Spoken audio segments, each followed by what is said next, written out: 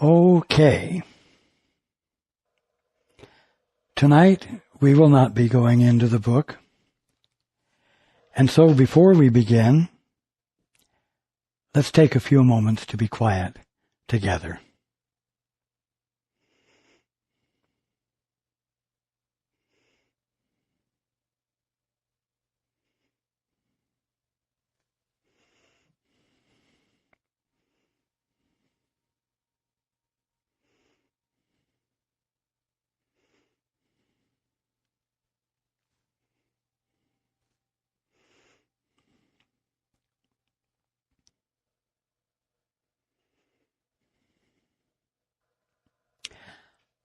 Good evening, and welcome to everyone who's joining us on the internet.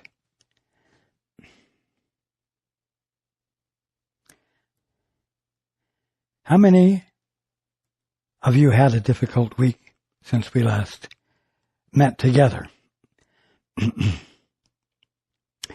How many listened to what I had to say last time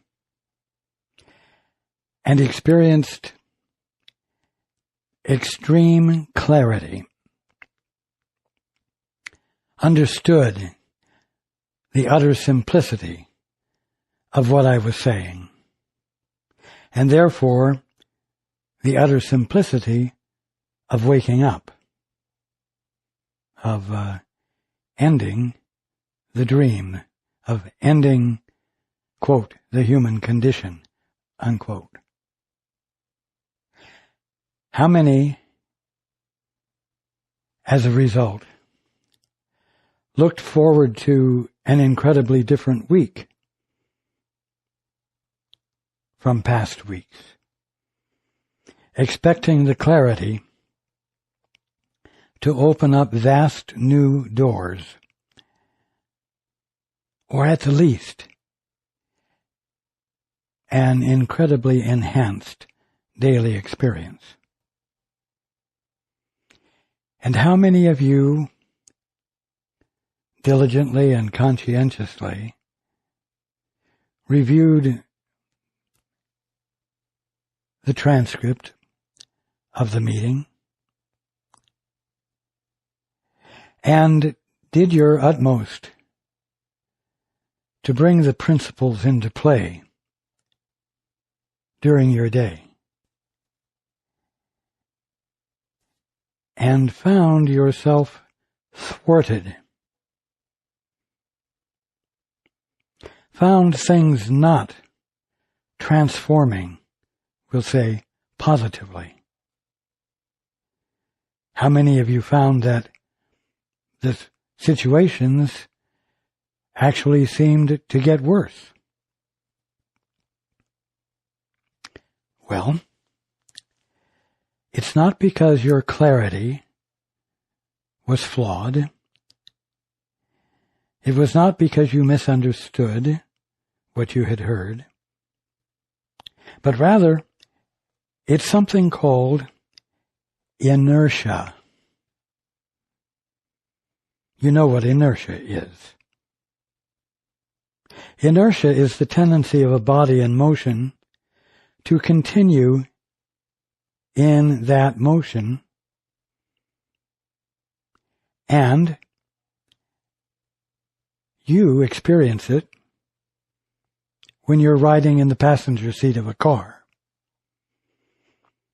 and the car is moving straight forward.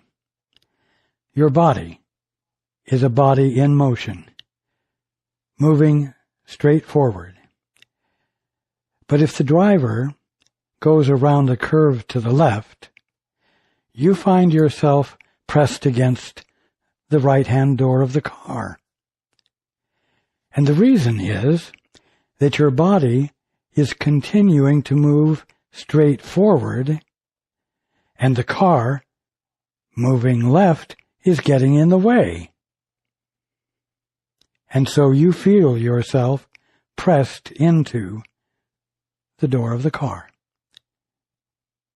Simple. Easy to understand. Now, where has the inertia come into play as you have been really, truly endeavoring to practice the two-step and engage in the holy instant, and experiencing guidance, hearing or feeling the impulse or the direction to act in. Well, the inertia is and always will be your thinking.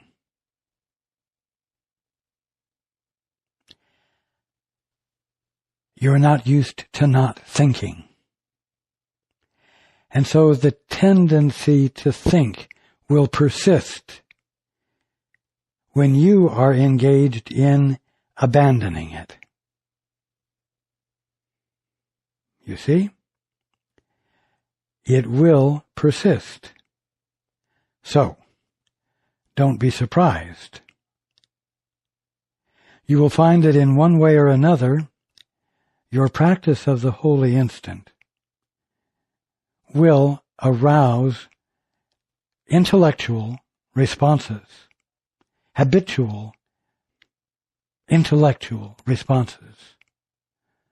Well, I can't do that. Or that doesn't make sense. Or that sounds interesting, but I'm not quite ready to do that. Or any part of the I can't syndrome. I can't do that. I can't believe that.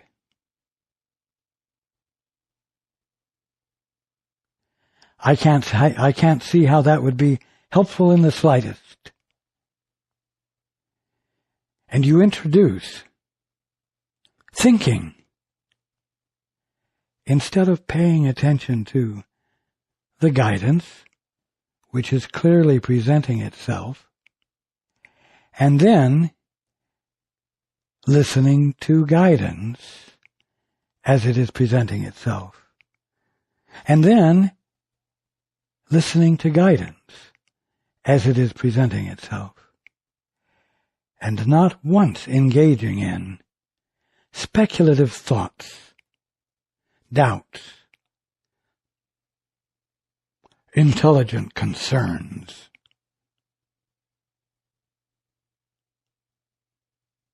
Now, even if you do have an intelligent concern or a doubt, you don't have to persist in a straight line. You can bring that concern or doubt to your guidance. I don't see how this can happen. I can't do that. Tell me the truth about it. I want to know why I can do it. I want to know, since you see that this is an appropriate step to take, how that step is to be accomplished, because you must be able to see it. And so, you don't activate the inertia of the doubt or the concern. You use it as a continued reason for not thinking and returning your attention to the guidance that can clarify for you how it can be done or why it is not dangerous. You see? The inertia comes as a result of abandoning listening for guidance. It comes as a result of abandoning listening to the voice for truth. It comes as a result of not abandoning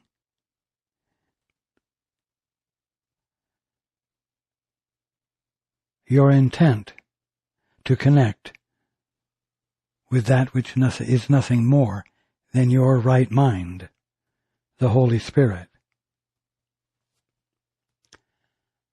Now,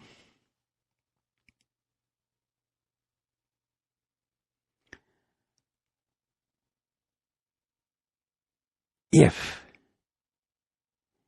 you will catch the moment in which you're willing to abandon listening and re-engage thinking, if you will catch yourself when that happens, you will find yourself continuing to be released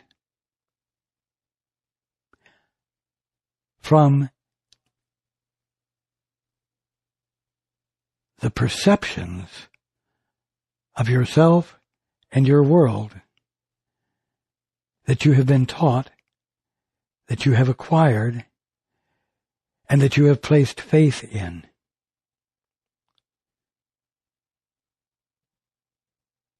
Now, as you do that, you'll find that what could have ended up being an impasse, because inertia set in, will demonstrate to you the value of not valuing your thinking.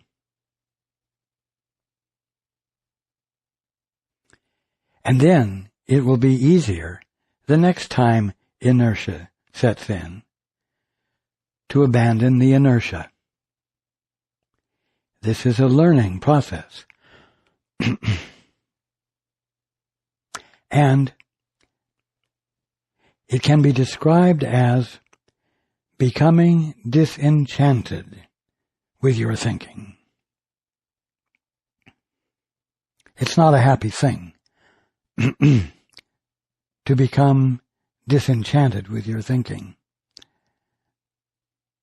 In fact, that can be part of the inertia, to ruminate about the fact that it's not pleasant.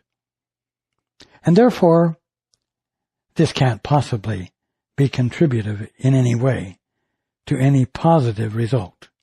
You see? There's the inertia.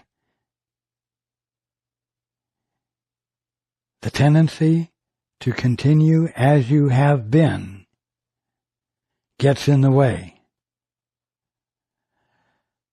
of being free of preconditioned patterns, free of habits, mind habits, mental habits that keep you bound.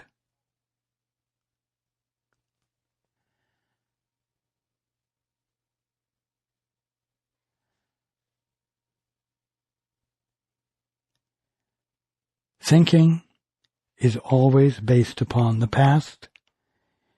It's always based on your experience. And that's usually considered good, to be able to base your actions on experience. Oh, he's had a lot of experience, and it shows in everything he does.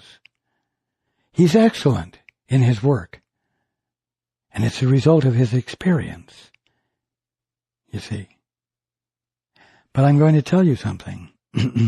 Your experience has always been colored by or based in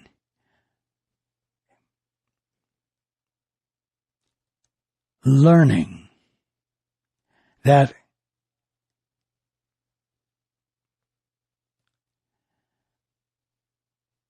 reflects not being joined with your right mind. Your experience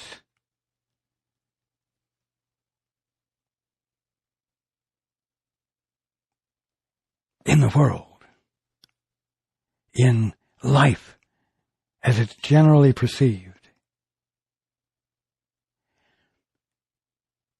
is a result of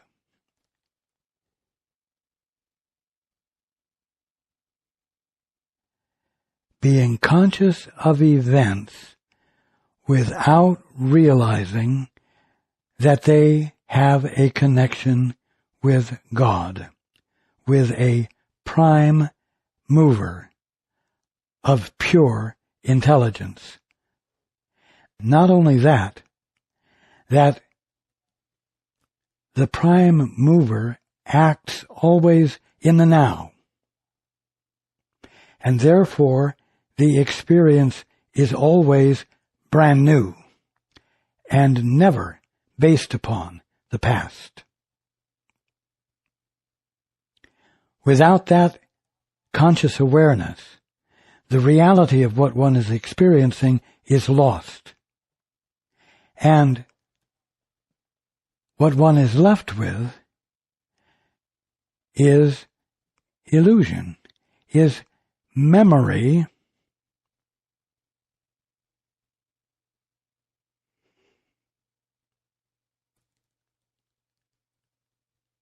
imbued with, colored with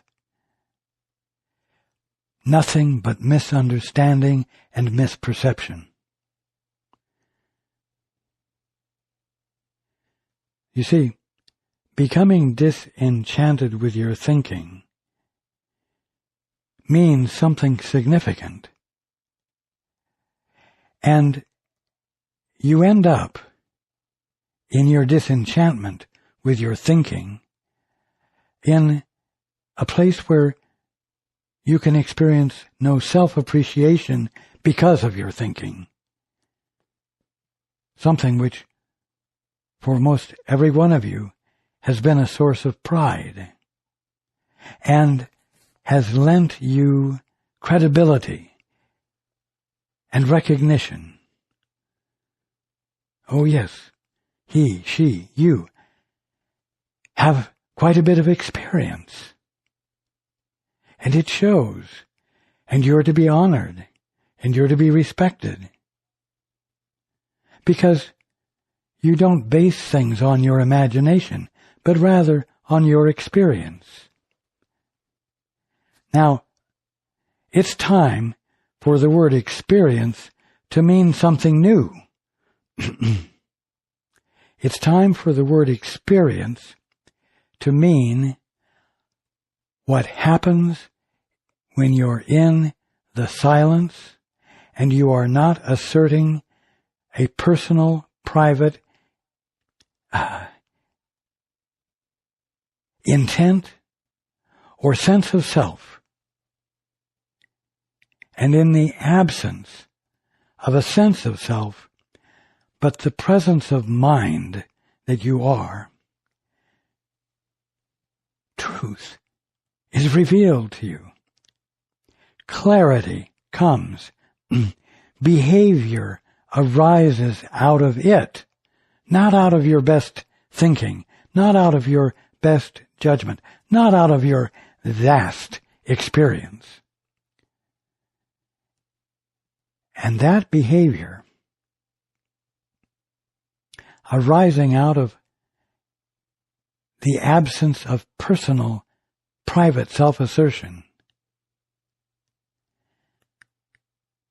provides you with an experience of what your right mind truly is, the Holy Spirit, the presence of the mind of God, being all there is to the presence of mind that you are.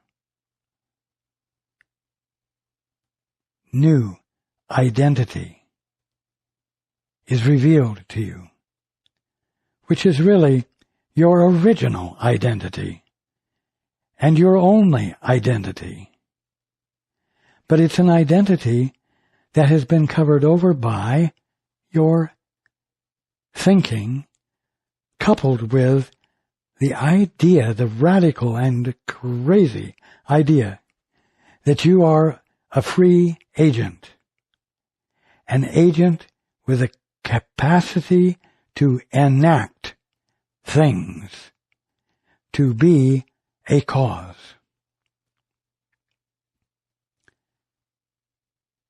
That's where the problem lies. And the solution to it lies in the practice of the holy instant and the successful disenchantment with your thinking, to the point where you no longer give preference to your thinking, but you give your preference to persistent listening, persistent joining with that which is nothing more than your right mind, which just happens to be the Holy Spirit.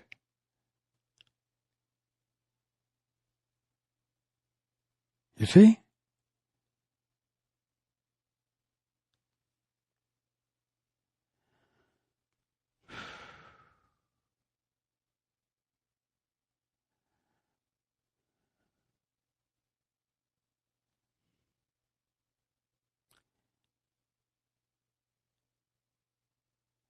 It's all right for your thinking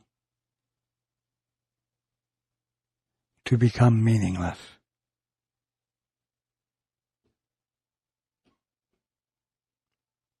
It's all right for you not to know the answer. It's all right not to have the foggiest idea of what to do. If, in the absence of a foggy idea, you are consciously paying attention with curiosity to know what the truth is that you're not presently aware of and which isn't presently defined by your best or worst thinking.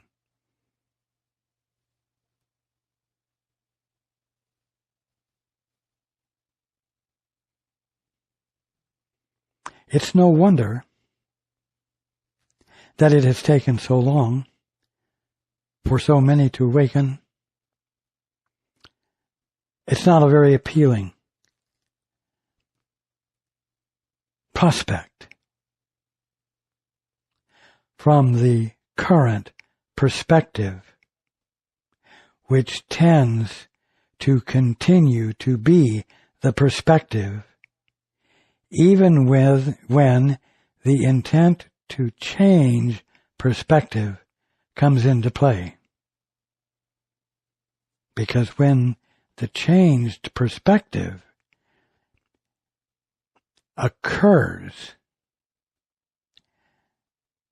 you experience resistance to it because you tend to not abandon your current habits. That's the only reason. You tend to resist abandoning your current habits, your current mindsets, your current mutual agreements. And the promises from everyone that if you agree to this or that or the other thing, they will provide you with some goodies, some appreciation, some recognition, some acknowledgement of your worth. You see, you have to let go of those things in order for inertia not to prevail.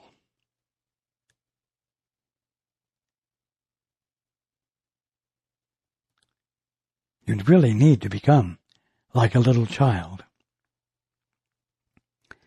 You need to be glad to abandon your preconceptions. Oh, and as many of you know, you can have preconceptions about something you've never heard about or thought about before.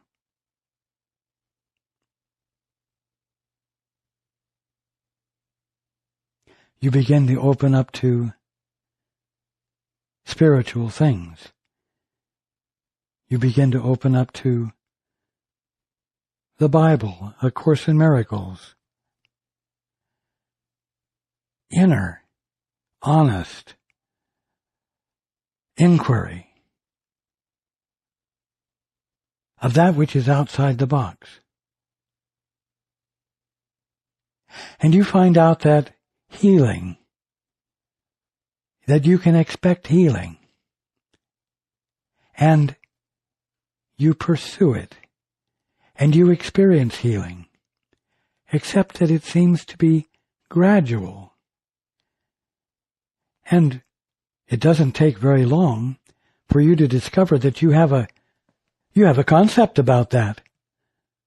Well, if this is truly spiritual healing, it's not going to take a while.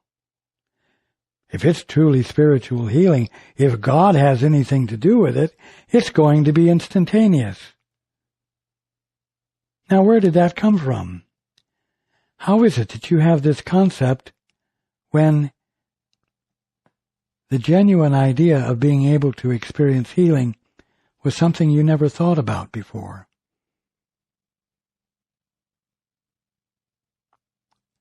I will tell you. The private sense of self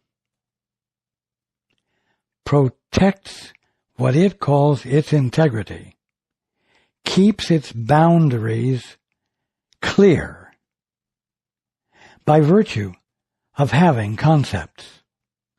Concepts provide the structure to what we'll call your ego. And because the ego is nothing more than a defense mechanism, concepts are the tools that the ego uses to protect itself, and it has the capacity to provide opinions about something that you've only just discovered.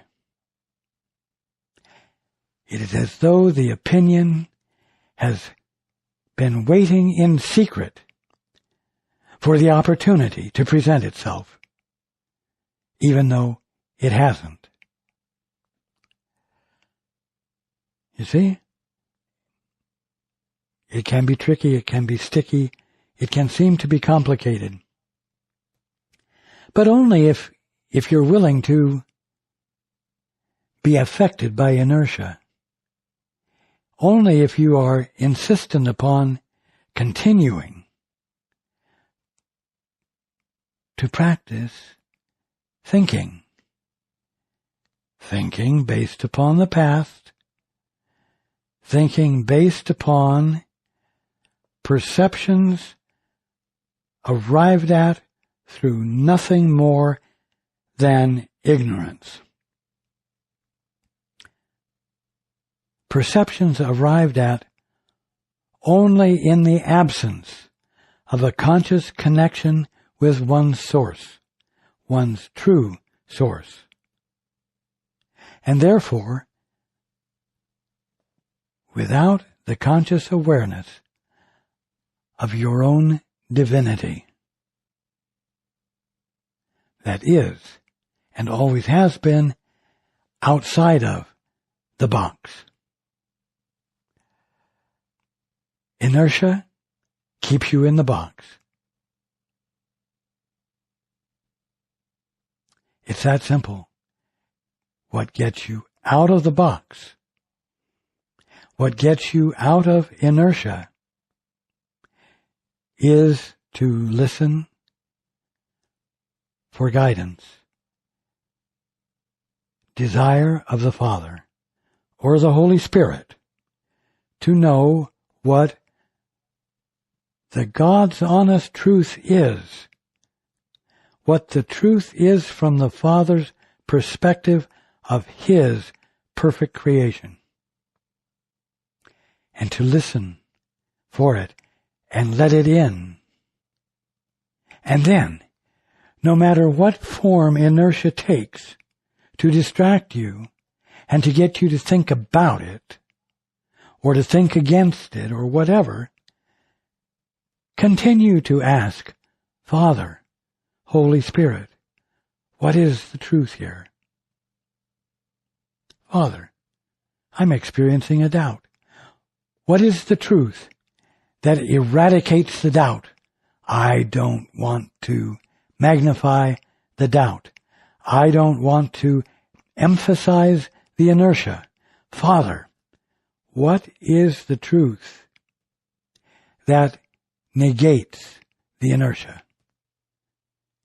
And do it, and do it, and do it, because the only alternative you have is to think about it, and that will keep you bound. That will prohibit healing. That will prohibit revelation.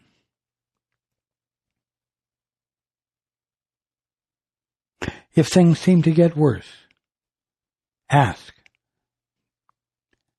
Father, what is the truth that invalidates, proves to be unreal, the worsening of the situation? Don't ask the Father what's causing the worsening of the situation. Always your inquiry in the holy instant has to do with your wishing to abandon your perspective in favor of the Father's perspective about whatever it is you're confused. Remember, the only thing going on is reality. The only thing going on is the kingdom of heaven. And if you're seeing anything different from that, you're seeing a misperception. Understanding the misperception won't help a thing, when all you need to do is to abandon it with the Father's help or the Holy Spirit's help as they reveal to you that part of the kingdom of heaven that you were seeing unclearly, and showing it to you in its totality as the spiritual original of what you were seeing unclearly. You see? Persistence is now what is called for. Don't be taken in by the experience of inertia.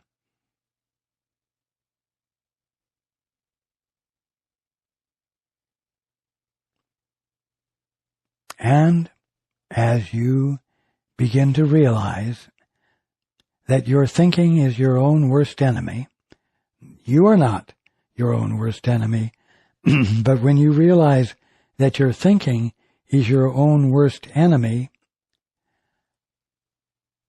well, if you want to be sad about it, go ahead and be sad about it, but just for a moment. It accomplishes nothing. And then abandon the sadness and get on with the joy of clarity. You see?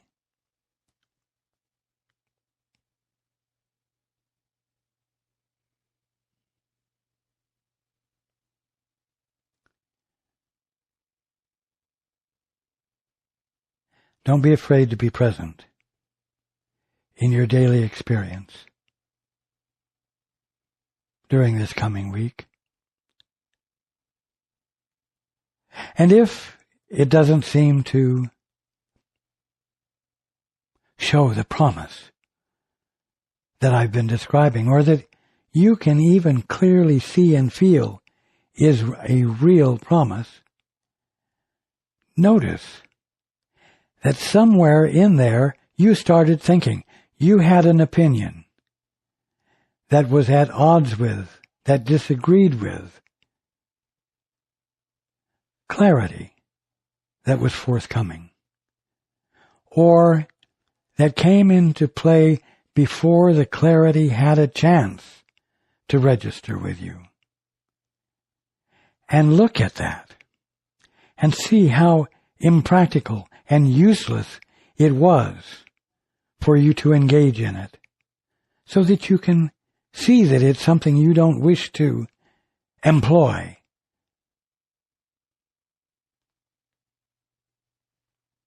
And you will let go of it spontaneously.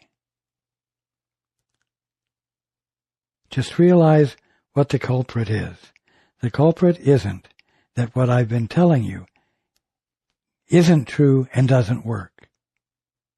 The culprit is that inertia, the tendency to remain with your current mindset and perspective, blocks the influx of the experience that will prove the thinking false and make it obviously unattractive and worthless. When that happens, you don't even have to throw it out. It will fall away from you because you will find no interest in it and you will not value it in any way. And nothing stays in your experience that you find valueless. That's a promise. That's a fact.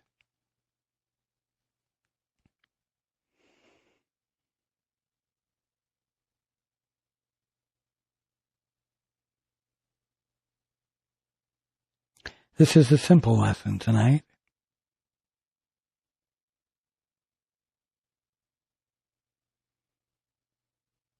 But a very significant lesson.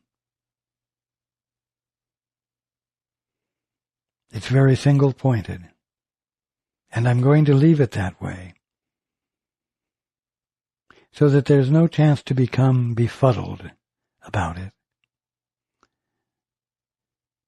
It's your birthright to be awake. You are already the Holy Son or daughter of God.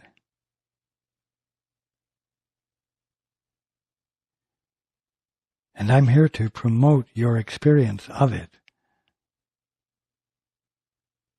by creating clarity rather than adding confusion.